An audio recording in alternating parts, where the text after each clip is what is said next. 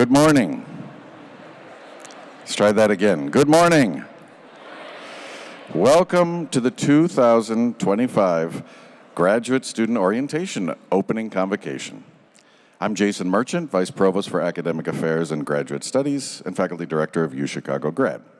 It is my great pleasure to welcome you and to introduce you to the President of the University, Paul Alivisatos.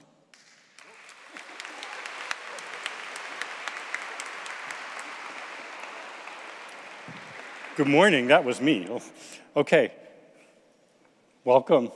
Welcome to the University of Chicago. We have been anticipating your arrival for months, so I can tell you now that you are at last here, I am truly happy to see you all here. It's a great joy. Each of you has followed a different path, but all of you have demonstrated excellence in your areas of interest, and a deep love of knowledge and rigor in its pursuit.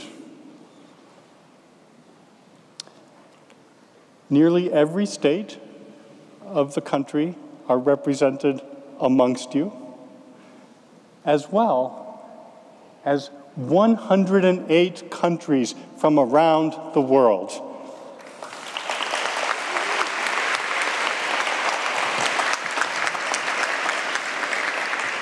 We are proud to be your partners, and we will work hard to forge enduring bonds with you as you take these next steps.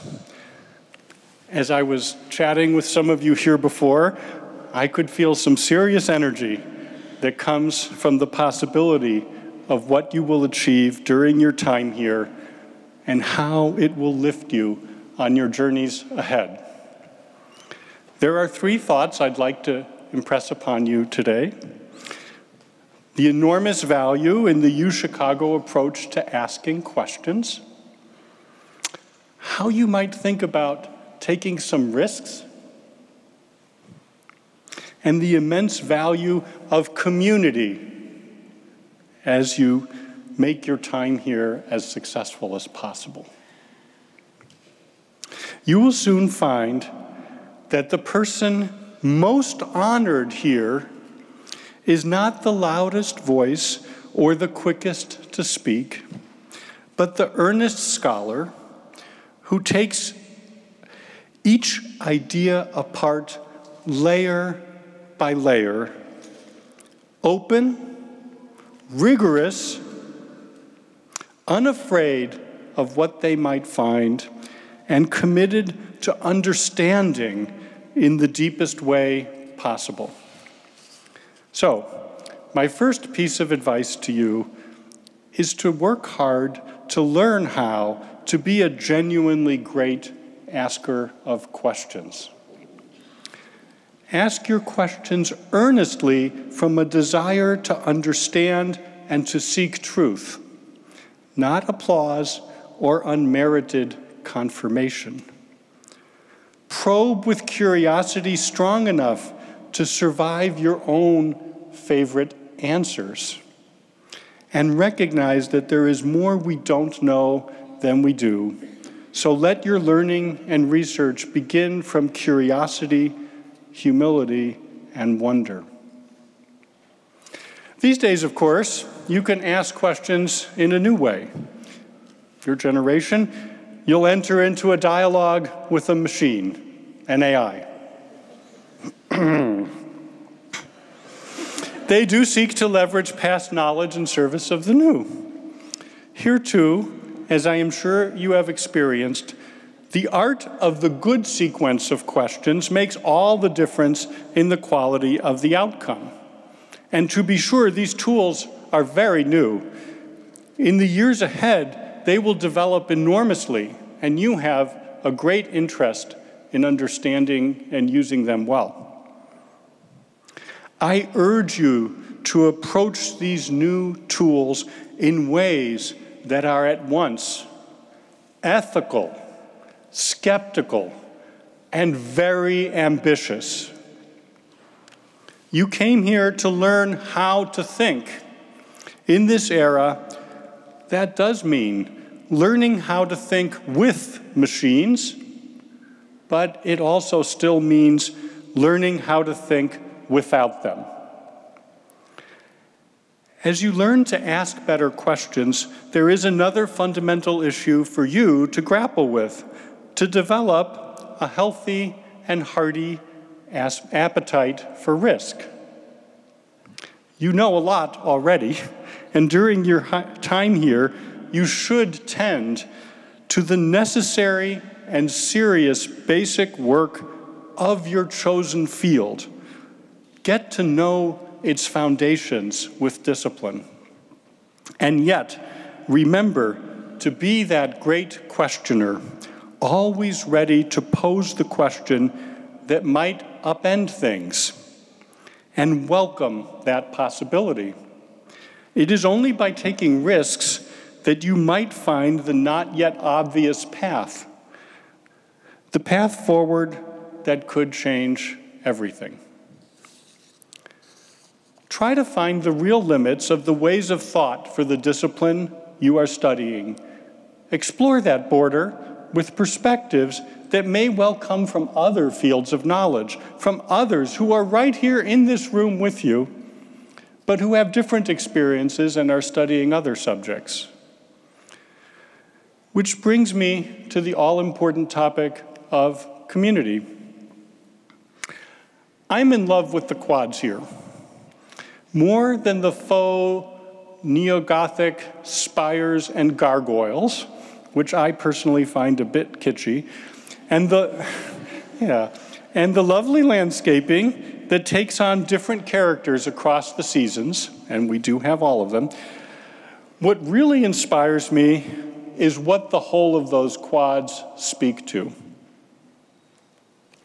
In this compact, interconnected space, scholars devoted to every subject are present and connected by the shortest of paths to every other. The geography itself calls out to reach out. Ask questions from others who think in different ways from you, to learn from them, and then especially with them. Here we argue hard and listen harder.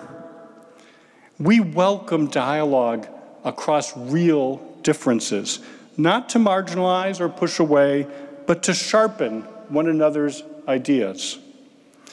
Enter disagreements with kindness and humility.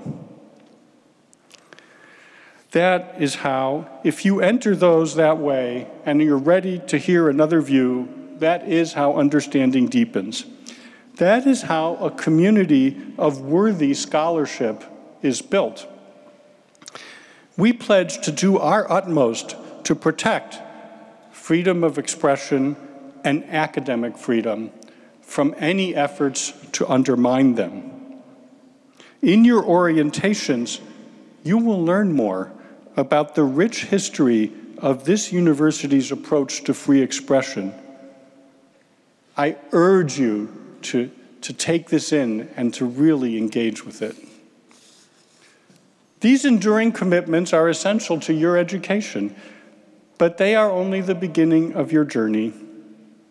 As you take on the wonderful work of learning and creating new knowledge, we are thrilled to be your coaches, your critics, your mentors, your guides, and your partners. In due course, I look forward to standing before you again, beyond the quads, and I will have the honor of announcing to the world that the University of Chicago proudly welcomes you to the community of educated persons devoted to sharing and bringing gifts of knowledge to each other and the world. A heartfelt welcome to the University of Chicago. Thank you.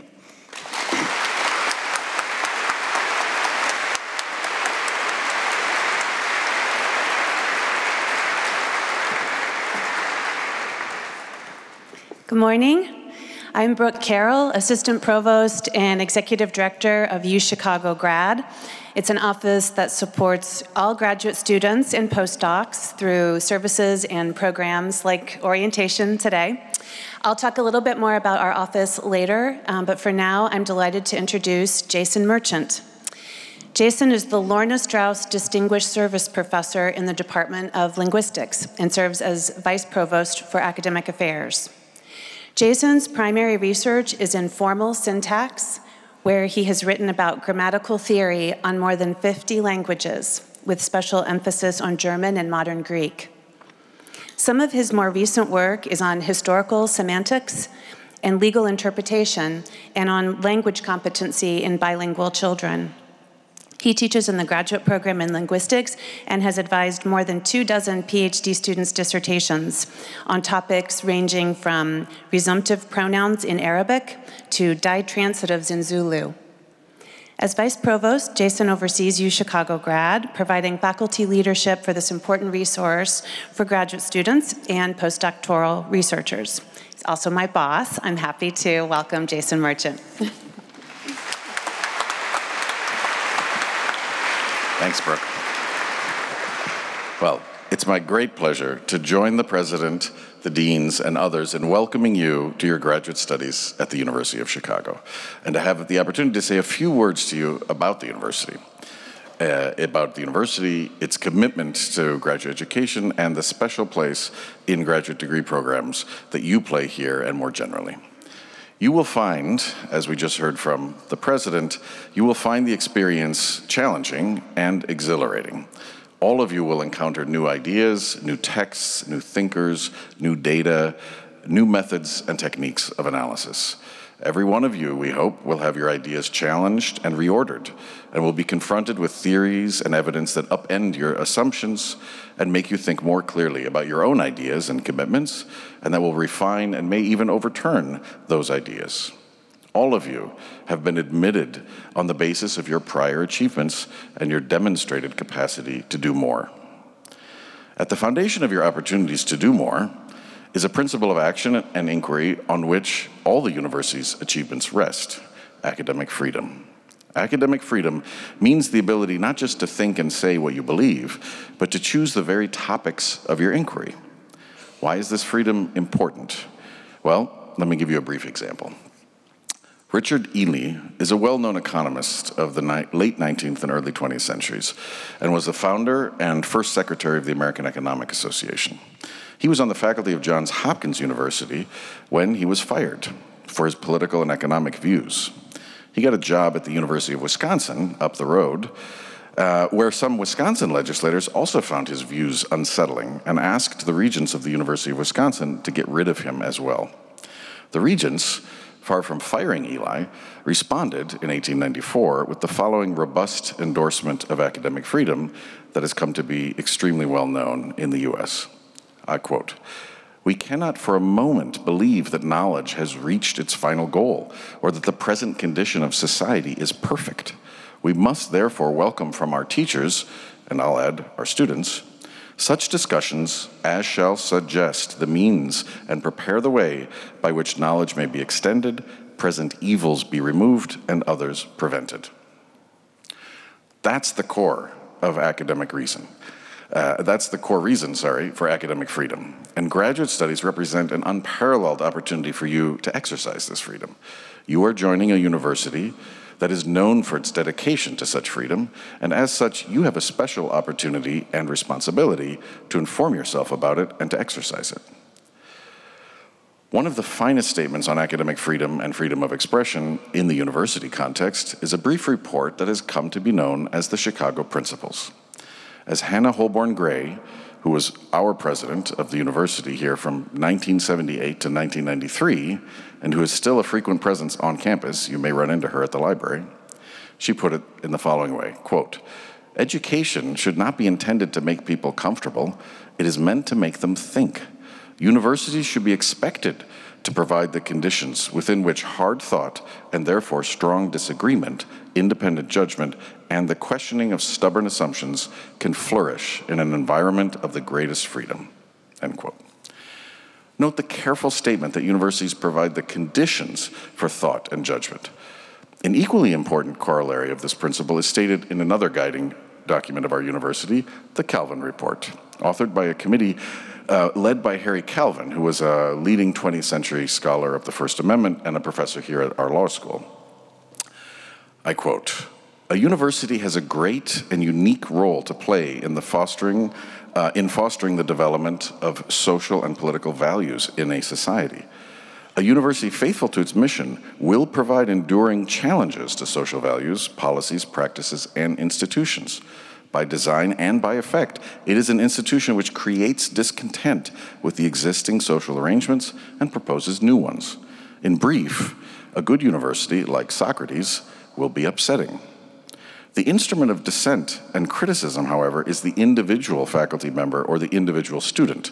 The university is the home and sponsor of its critics, and it is not itself the critic. To perform its mission in the society, a university must sustain an extraordinary environment of freedom of inquiry and maintain an independence from political fashions, passions, and pressures.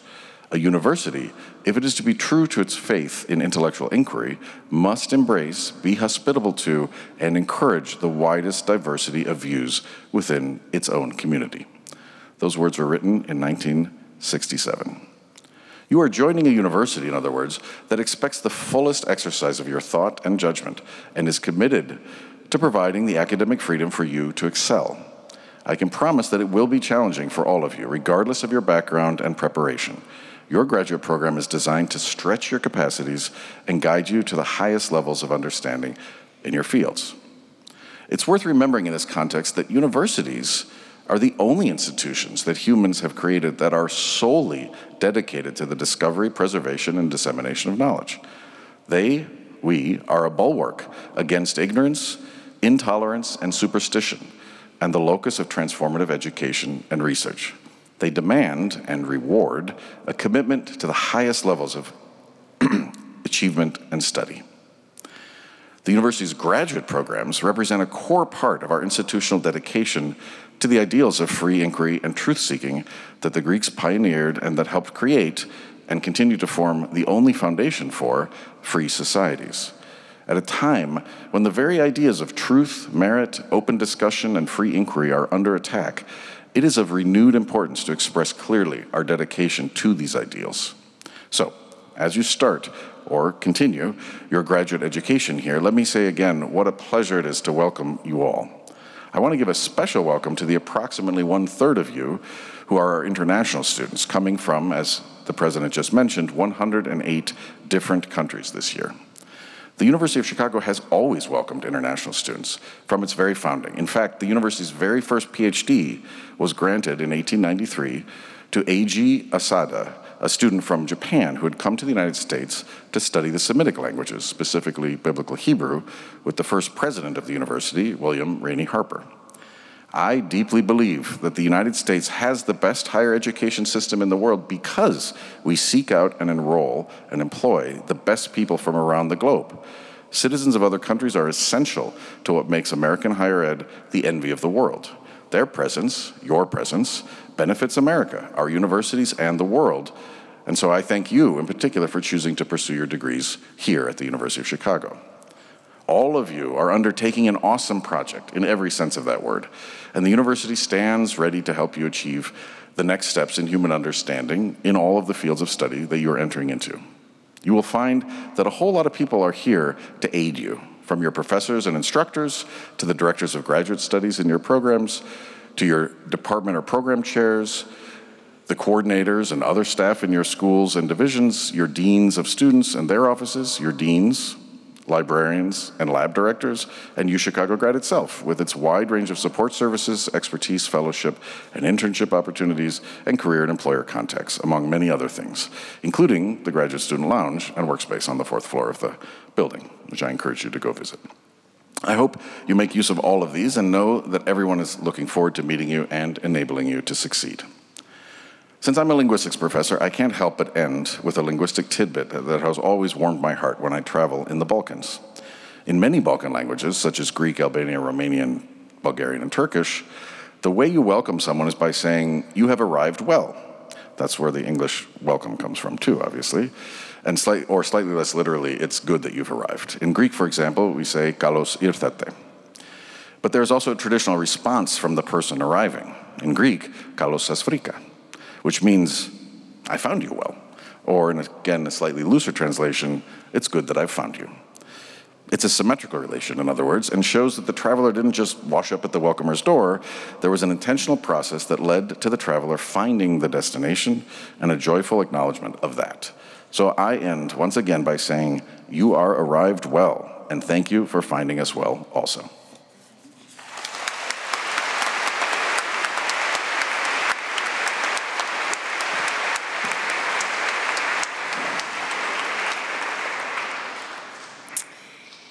Now it's my pleasure to introduce our faculty member who will deliver the aims of graduate education, Nikos Hatsopoulos. He's a professor of organismal biology and anatomy. He's currently running a laboratory with graduate students, postdoctoral fellows, and technicians funded in part by the National Institutes of Health. Dr. Hatsopoulos completed his BA in physics from Williams College in 1984, his MS in psychology in 1991, and his PhD in cognitive science from Brown University in 1992. He completed 2 postdoctoral research fellowships, one in the Department of Neuroscience at Brown University, and the other in the Computational Neuroscience program at the California Institute of Technology. In 2001, he co-founded a company, Cyberkinetics Neurotechnology Systems, which took the basic scientific research he and his colleagues conducted to develop neural prostheses technology to assist people with severe motor disabilities. His research focuses on the neural basis of motor control and learning. He's investigating what features of motor behavior are encoded and how this information is represented in the collective activity of neuronal ensembles in the motor cortex. He's also interested in how these representations change as motor learning occurs. Nico is one of the few faculty at UChicago to win both the Quantrell Award for Teaching and the Faculty Award for PhD Teaching and Mentoring. Please welcome Nico.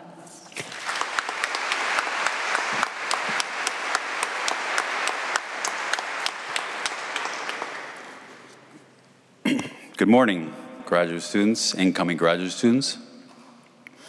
As children, some of us know exactly what we're going to do when we grow up. My father was one of those, knowing as a young teenager during World War II in occupied Greece that he wanted to immigrate to the US and become an engineer and start a business. In fact, he was building illegal shortwave radios for the resistance in his garage while a German officer was living in his house upstairs. Others don't know what they want to do when they grow up, and I was one of those. I want to tell you my story and emphasize that you can always change your mind and career direction even once you're in graduate school. So it's not too late, even for you, if you want to change or divert a little bit. Growing up outside of Boston, I was a happy-go-lucky kid, I think. I enjoyed playing sports, such as Little League Baseball, going to Red Sox games. Any Red Sox fans in the audience? All right. We were one of the first houses in the neighborhood that had a video camera. Those were new at the time. And I remember my younger sister and I created TV shows, commercials, and movies. I was pretty good at math and science in school, but I didn't have an early passion for any field. When I went to college, I decided to major in physics, partly because of my aptitude, but also because my father was a mechanical engineer / physicist, and my mother studied math in grad school. I didn't think I wanted to continue in physics after college, though. However, near the end of college, I took a couple of courses in psychology and developed an interest in the field. After college, I took a gap year to work in Greece, where my family's from. I was teaching adults about basic personal computer skills, such as word processing, databases, and spreadsheets, at a school that our president of the University of Chicago went to as a high school student. This was 1984. Back then, the Mac had first come out, so it was really new to people. While I was there, I fell in love with a musical instrument called the bouzouki. It's like a mandolin, but bigger. It's like this big, yeah, like this big, with a round back. And you can express a breadth of musical emotions from happiness, humor, to love and blues. I was determined to become a professional bouzouki player, which was kind of radical for me because my parents had gone to graduate school. But that's what I wanted to do. And I wanted to play at these smoky nightclubs in Athens that begin at midnight and end at sunrise. People break plates in these clubs and dance for hours with the bouzouki as the central instrument of the band.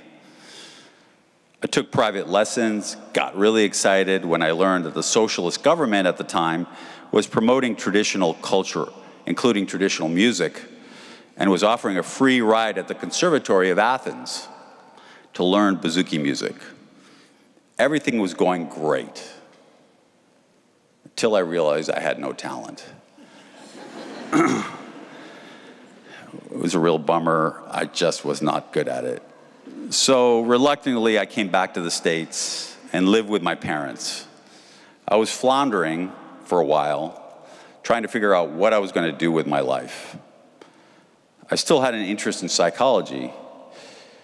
Fortunately, I found a job as a research technician for a mathematical psychologist, Bill Estes, at Harvard. He was a student of the famous behaviorist B.F. Skinner, but Estes ultimately became one of the fathers of the cognitive revolution in psychology. I think he hired me because I had a strong math background, having majored in physics, and he would teach me the psychology. And so this is one of the lessons I've learned in my life. You can always change your mind, but use what you have learned in the past to help you change that direction. At the time, the reemergence of artificial neural networks was happening, and I got hooked on learning about these. I found one of the leaders in the field at Brown University, Jim Anderson, and applied to their PhD program in psychology, which later changed to a PhD in cognitive science. I worked on building artificial neural networks to model psychological phenomena, inspired by what we knew about the neurobiological mechanisms. But I didn't do any neuroscience proper in my PhD, and I was getting a bit frustrated about studying and building cognitive models without looking under the hood to see how the brain actually created these phenomena. So I applied for a postdoc position at Caltech, working with a neuroscientist, Gilles Laurent, studying the motor and visual processing of an insect, the locust. Again, I used my background in modeling, which I got in my PhD, to get the job in a neuroscience lab, because that's what he was looking for. But I had no neuroscience experience. At some point in my postdoc, I asked him whether he could teach me to do electrophysiology and to finally learn how to do neuroscience. He graciously agreed, and this ultimately led me to a career in systems and behavioral neuroscience, which I continue to this day. My basic research in how the motor areas of the brain control movements of the arm and hand also led me to a more applied field of brain-computer interfaces with human subjects. And by the way, if any of you are interested in seeing our human subjects who have volunteered to have electrodes implanted in their brains, and which allows them now to control devices just by thought, let me know. They come into the university 3 times a week, 4 hours each time, and I could introduce you to them. They're really great guys. So I ultimately found what I was passionate about. I had no preconceived idea of what I wanted to do when I grew up. I went from physics to failed musician to psychology, then cognitive science, and ultimately neuroscience and brain-computer interface technology. I took a lot of 45-degree turns along my career path, but importantly, my past experience allowed me to make those 45-degree turns. I'd like to finish by spending a little time describing my path to the University of Chicago and my experience here over the past 24 years. When I was applying for faculty jobs, I have to admit I didn't know much about the University of Chicago. As an amateur economist, however, my father had talked to me about the U of C, so I knew it was famous in economics. But I probably had a bit of an East Coast bias. When I interviewed here, I was immediately struck by a different academic culture from some other places. I remember interviewing at another institution, which I won't name, and they had a brochure with all the faculty in the department, and it described the research of each of the faculty members, which is great.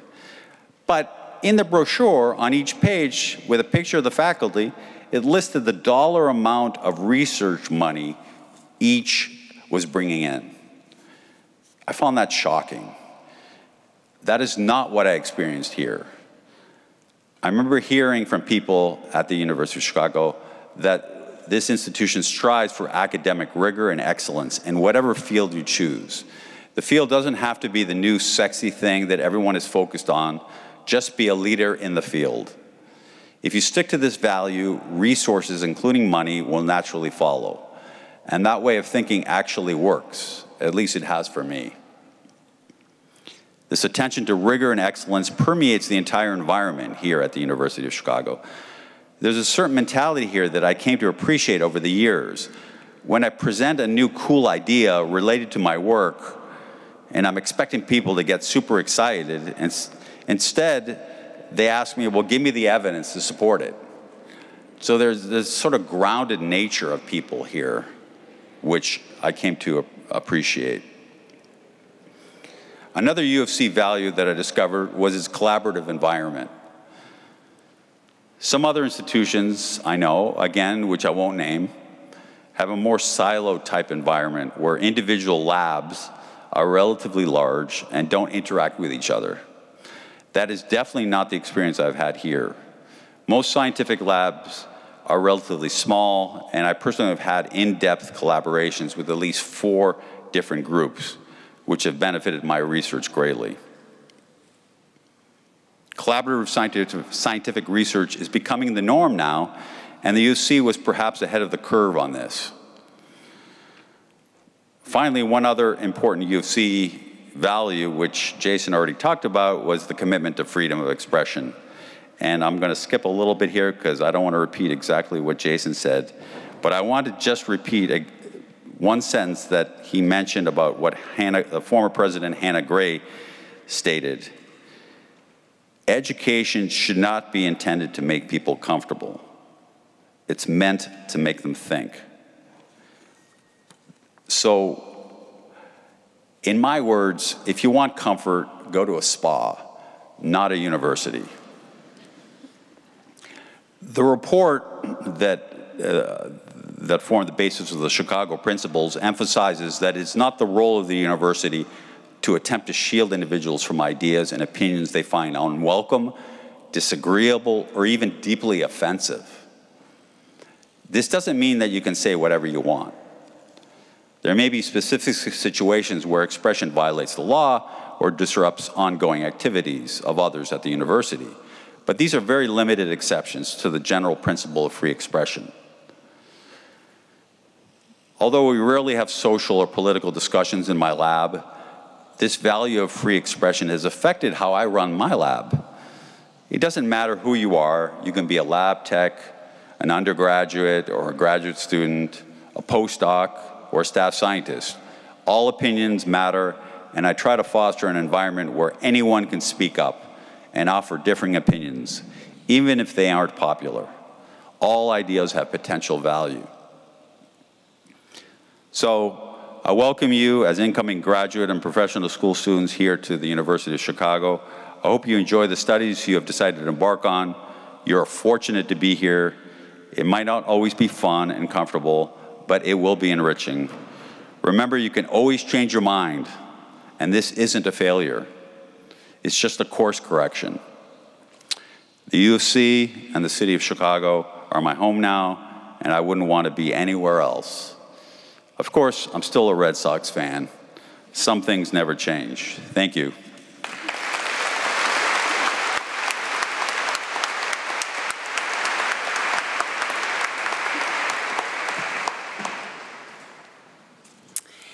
Now I'm delighted to introduce your Graduate Council President, Anna Stoneman.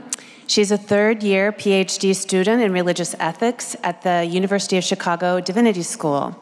Anna was born and raised in Fitchburg, Wisconsin, and she is a proud double alumna of the University of Chicago. She received her Bachelor of Arts from UChicago with a triple major in fundamentals, issues and texts, philosophy, and religious studies. She then graduated with her Master of Arts in Religious Ethics from our Divinity School before returning to pursue her doctorate.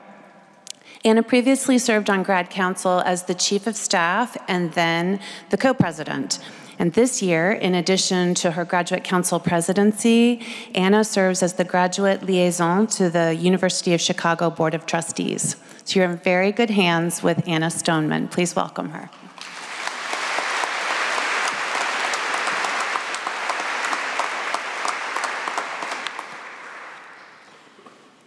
All right, well, first of all, thank you so much for that lovely introduction, Brooke, and thank you so much to our three incredible speakers. You are a tough act to follow. Good morning, and welcome to the University of Chicago. It is an absolute honor to stand before you today and welcome you to this amazing graduate community. As Brooke just told you, this is my 9th year at UChicago, and as being here for 8 years and counting hopefully should indicate, I absolutely love this school. Being here has changed my life in every way. It's exposed me to brilliant minds and ideas. It's given me unbelievable opportunities, an inspiring community, and relationships that truly will last a lifetime. I remember sitting in these seats just a few years ago, and all of that has happened since then, so I am so excited for each and every one of you to be at the very beginning of that journey that is so full of potential. I'm here to welcome you today, not only as a fellow graduate student, but also as president of Graduate Council. And I want to start by just saying a bit about what that means. We are the interdivisional student government representing all graduate divisions and professional schools at UChicago, which means whatever program brought you here today, whatever program you're going to go meet with after this meeting ends, we are here to support and represent you. We want to make sure that you truly love and enjoy your time here at UChicago. Because there's no question that you're going to get a fantastic education. You're at the University of Chicago. The life of the mind is what we do. But the experience that you have here really truly depends on how much you take advantage of the entire university. The experience you have here is within your control. I just want you to take a moment to look around in Rockefeller right now. You're sitting around hundreds of people who are starting the exact same journey with you, hundreds of people, and each and every one of you is brilliant, driven, accomplished, interesting, passionate, and absolutely world-class at what you do. Any one of these people, or anyone outside of this room, frankly, could be your colleague, your friend, someone who improves your life and your work, both in your time here and beyond. And as you leave from this place and go about your year or years here, I just want you to remember that moment. Remember how cool it is that you get to do this together. Just think about how cool it is to be able to pursue your field and your passions at the highest possible level while your neighbor is doing the exact same thing in a subject you can't even begin to comprehend. Think about how cool it is to be sitting in the reg or on the quad and listen to, and this happens, a passionate argument about Aristotle on one side and chemists on the other side, right? This happens every single day. That is one of the great beauties of being in this place. Think about how cool it is that you can get people from two far-flung corners of the world who can become lifelong friends just because they happen to meet one day at an event, at Convocation. And yes, of course, your paths to and from this point, They vary widely. That's true. Maybe some of you are dead set on research or industry, or have absolutely no idea what you're gonna do after your degree. That is okay. Maybe you're coming straight out of college. Maybe you are 10 years out of college and coming back to school is a big moment. Maybe you came halfway around the world to be here today. Maybe you're my sister and you've known me your entire life. Hi, Lauren. But despite all of these differences, I really do think that there is something that genuinely unites all of us as one graduate community. And it's not just the checkbox, you are enrolled here as a graduate student. It's something much more than that. I really do think that there is a very distinct UChicago quality. It's not just talent. It's this kind of ineffable spark that makes you want to pursue your degree, and not just pursue it, but do it here, in this very distinctive UChicago way, with these people that are sitting around you. And that's why I really, truly encourage each and every one of you to think of yourselves as part of the entire University of Chicago, not just in your cohort or your program or your division. One graduate community. It really is a privilege to be a part of this community. And it really is, I hope you agree with me, just a cool opportunity to have. But if I can offer some advice here, it's also extremely important to be a part of it. I'm sure it won't come as a surprise to say that graduate school isn't always a walk in the park. There are times when it becomes difficult, and in those times, let this graduate community not just be an ideal, but a lifeline, a balloon to lift the two of you, those of you around, up together. At the end of the day, I guarantee that what you will remember the most are the people who you go through this experience with. Absolutely, you are also going to remember, long nights in the reg or in the lab and so on and so forth, but your best memories, the ones that you truly cherish, the ones that truly make you grateful for your time here, will come from being together, that genuine connection, the moments when you really experience the magic of this place. And I hope you'll take it from me that there really is a magic. I'm 9 years in, and every single day I look up at Harper or in Rockefeller, around the quad, the Gothic architecture, I agree.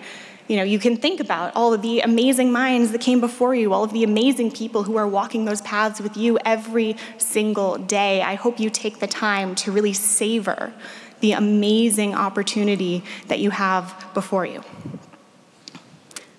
But also, I hope you remember that the time you have here is precious. Over the past few years on Graduate Council, I've had the great privilege of talking to many graduate students all across the university. And you know what the number one thing I hear is, by far? I wish I'd gotten involved sooner.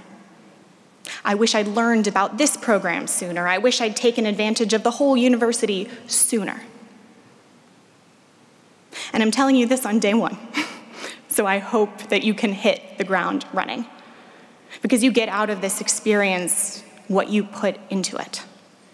If you want this community to enrich and transform your life, you have to seek it out.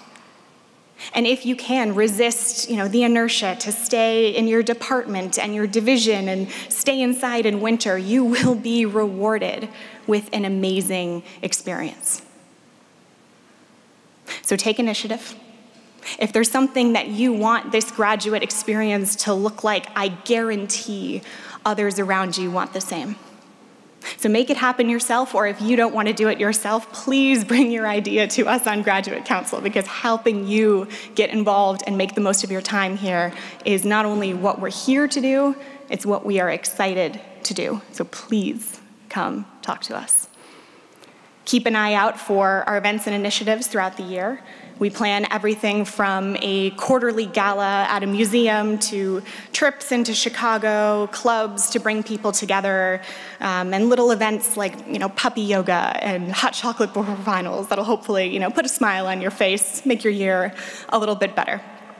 And if you want to talk about what we do, even today, in a couple of hours, we'll be at Ida Noyes. So please come talk to us then, or look at our website, sign up for the mailing list. And if it's not us, I just hope that you get involved somewhere. Find your people here. Find your place here. I'll leave you with this. I love this school and this community so deeply, and I hope that each and every one of you will be able to say the same. I hope you find a home here. I hope you thrive here. And I hope you truly get to experience what makes this place so special. So thank you so much, and welcome once again.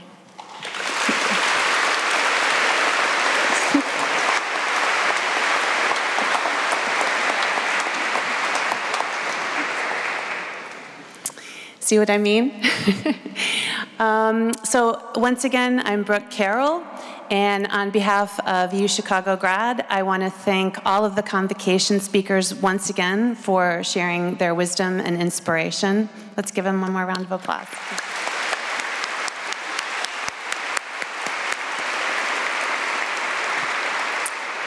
I also want to thank the deans for joining us today and welcoming you. We're so glad to have them here. Thanks to them.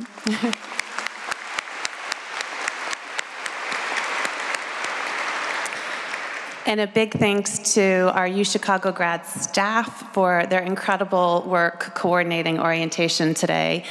We are really here to celebrate you and to welcome you.